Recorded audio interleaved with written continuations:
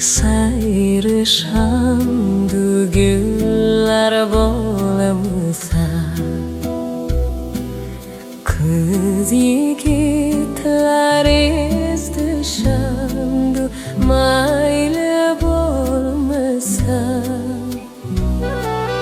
Bulbular sayrışandı güller bolamısa. Kız yigitler izdişandı mayli bolmasa. Hiçbir insana şahitmez derdi bolmasa. Muhabbat oti yürekini pare kıl